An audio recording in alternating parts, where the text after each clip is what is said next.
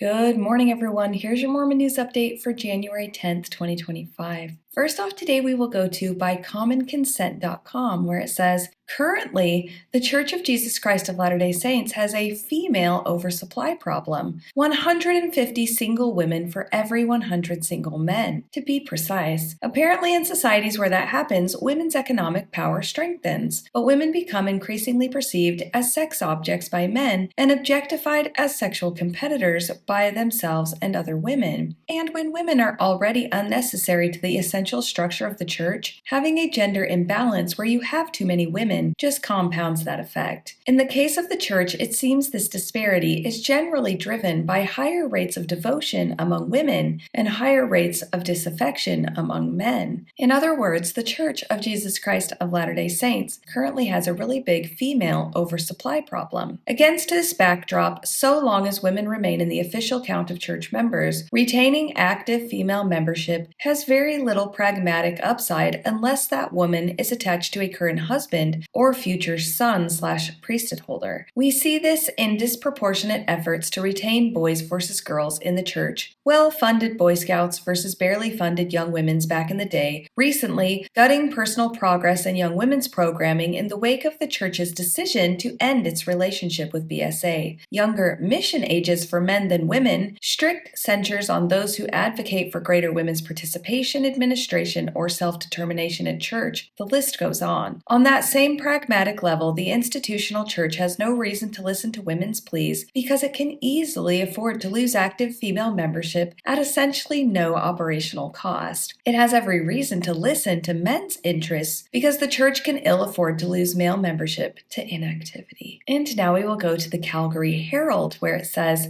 Calgary police are investigating after they say a fire was intentionally set at a Mormon church in southwest Calgary early Thursday morning. Emergency crews responded to reports of a fire at the Church of Jesus Christ of Latter-day Saints located at 10923 24th Street Southwest shortly before 4 a.m. on Thursday, the Calgary Fire Department confirmed. Fire crews found no fire at the scene but did find a broken window and called CPS. Crews waited for a key holder to arrive before doing a search of the building. Inside, crews found signs of a small fire that had created a slight haze in the building and caused minor damage to a carpet, CFD said. Calgary police were called to the scene around 4:35 a.m. Investigators believe the fire was intentionally set, CPS said in a statement. The Calgary Fire Department and the Calgary Police Arson Unit will continue to investigate, along with the CPS Hate Crimes Prevention Unit, police said. Now let's learn about Ken Ivory in an article from universe.byu.edu. Ken Ivory tries to pattern his life after one of his favorite quotes from President Ronald Reagan. It's a wonderful time to be alive. Ivory spent his life serving others through his roles as a teacher, politician, multi-language speaker, church leader, father, and husband. Ken has been an example of how to contribute to Utah and the world with an eternal perspective in mind, according to his wife, Becky Ivory. Ken has always had a desire to help others, something that was cultivated during his 2-year mission to Guatemala for the Church of Jesus Christ of Latter-day Saints. He was born with the gift to truly care about others, which was one of the reasons he used to work as a seminary teacher, according to his daughter, Julia Ivory. There are some times when you're wondering if you have an impact, Ken said. When Ken had students who came to class with no desire to be at seminary, he reminded them of the importance of why they were there. The key is to believe that they are there for whatever reason, even if a parent made them go. There is something in them that is telling them, I think this is good. I want to do some good, Ken said. In his seminary classroom, Ken had a mirror with a picture of Christ located next to the exit door. This mirror reminded Ken's students how Christ sees them. As part of his seminary classes, Ivory and his students memorized the phrase, Christ did what he did because you are worth the price. Ken served as a House representative in Utah for District 47 from January 1, 2011 to August 20, 2019.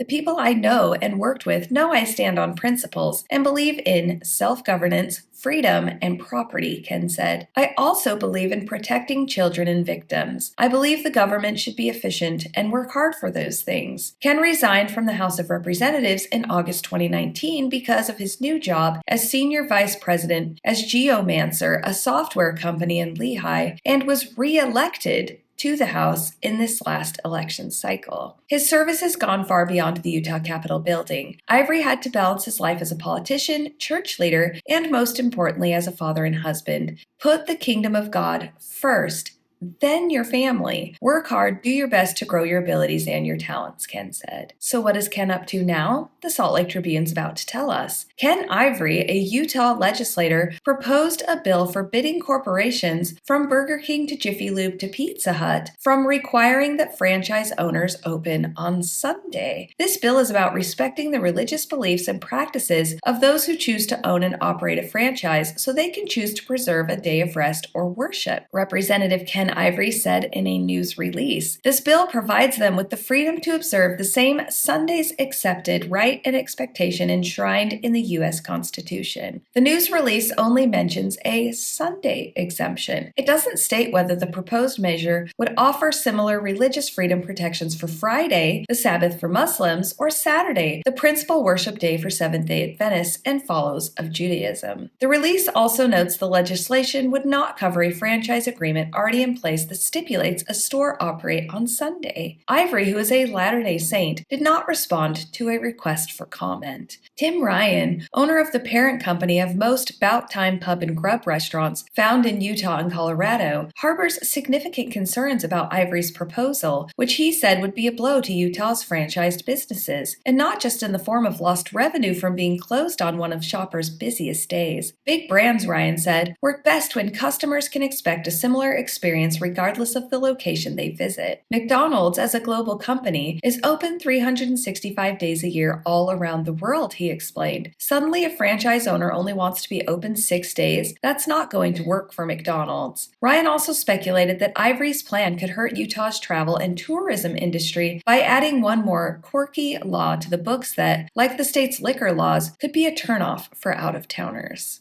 Owners of Utah's 10 Nothing Bundt Cakes locations have a different take. From the start, the bakery franchise was known, like Chick-fil-A, for largely remaining closed on Sunday. For Latter-day Saint franchisees Brad Barrett and Kelsey Hunt, this was a determining factor for picking to partner with the company in the first place. It was really, said Barrett, owner of a Salt Lake City store, the culture of Nothing Bundt Cakes. Then in 2021, a private equity firm acquired the chain, and that culture began to shift. Pressure to open on Sunday mounted slowly, then all at once, with the company announcing last year that all stores would be required to welcome Sunday customers starting in February of 2025. The reason the company can do this, Hunt and Barrett explained, has to do with the contract many owners signed. Rather than specify hours, they said, the document required franchisees to keep the hours outlined in the operations manual, which company headquarters has since updated to require Sunday openings. Nothing Bundt Cakes stands by the decision, which it attributes to customer feedback. I was actually in Utah recently for a wedding and went to the store on Sundays, as I often do, and saw many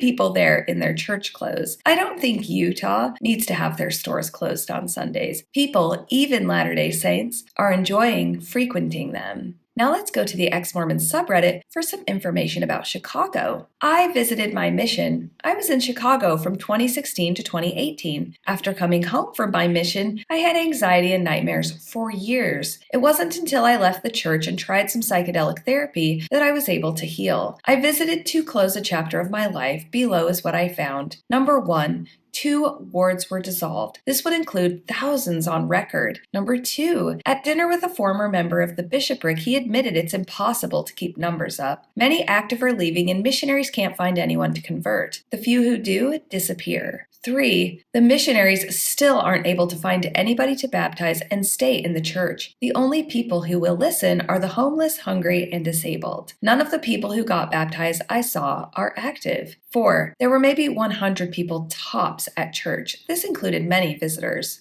5, while I was there, the church bought property downtown and built a massive church. The men who dedicated it prophesied that they would need to add more wards because people would flock to the church. So the top floor was unfinished with the promise it would be another chapel. There were rumors made that it could possibly be a temple as well. I brought this up to some members and missionaries and they just laughed. They know it's impossible to get to that point. Number 6, the mission was combined with surrounding missions but kept the same relative number of missionaries. missionaries. This doubles the area missionaries must cover. The church is hanging by the smallest of threads there. The members are getting tired and many left after COVID. The missionaries can't find anyone to teach. The members blame the missionaries and the missionaries blame the members for not bringing people into the flock. At the end of the day, it's because it's an unhealthy high-demand religion that's full of bull. And today we will finish with this quote that says, "In the case of fundamentalist beliefs, people expect that choosing to leave a childhood faith is like giving up Santa Claus. A little sad, but basically a matter of growing up. But religious indoctrination can be hugely damaging, and making the break from an authoritarian kind of religion can definitely be traumatic. It involves a complete upheaval of a person's construction of reality, including the self, other people, life, the future, everything.